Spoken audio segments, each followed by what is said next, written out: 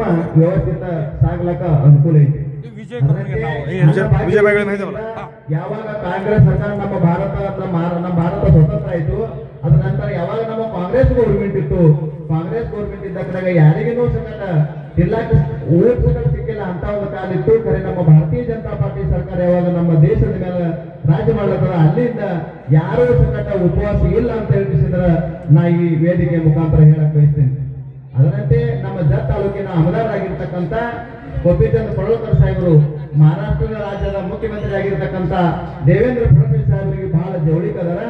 ಅವರೊಂದೇನು ಜವಳಿಕತ ಐತಿ, ಅದರಿಂದ ನಮ್ಮ ಜತ್ ತಾಲೂಕಕ್ಕ 2,000 ಕೋಟಿ ಅನುದಾನವನ್ನು ಬಿಡುಗಡೆ ಮಾಡಿ 2026 ಡಿಸೆಂಬರ್ ಒಳಗಾಗಿ ಅವರು ನೀರನ್ನ ಜತ್ ತಾಲೂಕದ ಪ್ರತಿಯೊಂದು ಊರಿಗೆ ಸಂಗದ ಕೆರೆ ಅಂದ್ರೆ ಅಂಕಲಿ ಕೆರೆ ಅಂದ್ರೆ ಎಲ್ಲಾ ಕೆರೆಗಳಿಗನ್ನು ತುಂಬಿ ಬೋರ್ ನದಿ ಮುಖಾಂತರ ಹರಿಸುವುದಲ್ರಿ, ಕೆನಲ್ ಮುಖಾಂತರ ಹರಿಸುವುದಲ್ರಿ, ಪ್ರತಿಯೊಂದು ಊರ 1 ಇಂಚು ಭೂಮಿಯನ್ನ ನಾವು ಭಾರತೀಯ ಜನತಾ ಪಾರ್ಟಿ ಸರ್ಕಾರ ನಮ್ಮ ತಾಲೂಕದ ವಿಕಾಸ್ ಪುತ್ರ ಅಮದಾರ್ ಆಗಿರ್ತಕ್ಕಂಥ ಇವರ ಪ್ರಯತ್ನದಿಂದ ಎಲ್ಲ ಕಡೆನೂ ನೀರು ಬರ್ಲಕ್ಕೆ ಸಾಧ್ಯ ಆಗೈತಿ.